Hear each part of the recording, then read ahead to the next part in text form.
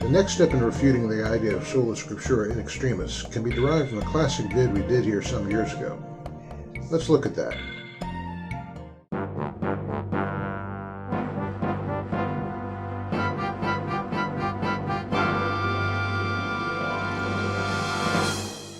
Hey, kids!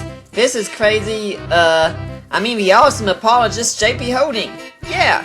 Listen, kids, the Bible isn't always easy to understand. So don't make the mistake of letting the words of the Bible convey their meaning. No! You can't understand the Bible until you have these special reading glasses. Aha! You know, when you recast what I actually say into something that stupid, it's a clue to even moderately intelligent people that you're as uneducated as I say you are. You wouldn't hit a clown with glasses, would you? It's ironic when fundy atheists say things like that. They're already reading a Bible that has been translated for them by experts in another language, which means they've already put on a pair of reading glasses, as the clown puts it.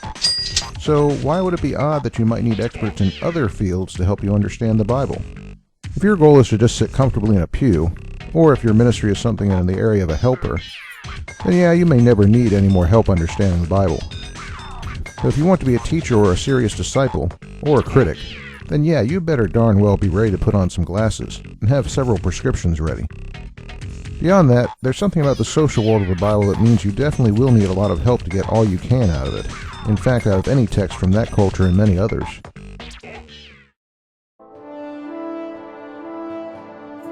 The New Testament was written in what anthropologists call a high-context society. In such societies, as one scholar puts it, people presume a broadly shared, well-understood, or high knowledge of the context of anything referred to in conversation or in writing. Another scholar puts it this way: a high-context communication is one in which most of the information is either in the physical context or internalized in a person, while very little is in the explicit transmitted part of the message. In contrast, we in the modern United States are a low-context society. We assume little or no knowledge of the context of a communication. A low-context communication is one in which most of the information is laid out explicitly. Bruce Molina and Richard Vorbaugh set forth in summary what becomes a stinging indictment of the clown's sarcastic glasses remark.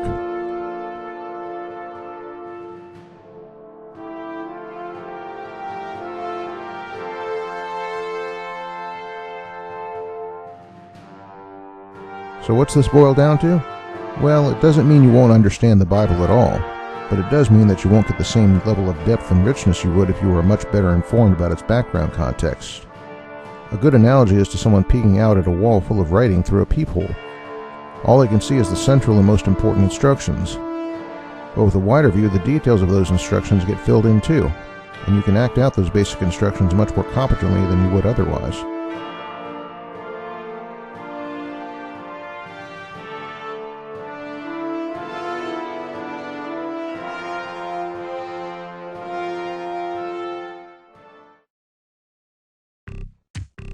And finally, what does it mean for clowns like this guy? It means, yeah, you do need the knowledge of an apologist or a scholar or someone well-informed to get the details right. It also means that to say something like, just let the words of the Bible determine their meaning, is abominably naive. Because even single words can have depth-informing context that can change the meaning of a larger text. And uncovering those depth-informing contexts is precisely what we're all about here. In contrast to guys like these, whose mission it is to keep all of it so simple that they don't have to do any thinking at all. Right, clown? Ah, shut up.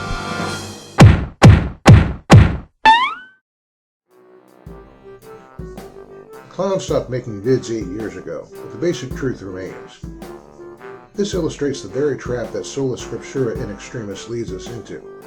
It leads us to ignore things like defining external context, and engage in excessive contrivances to deny the obvious truth.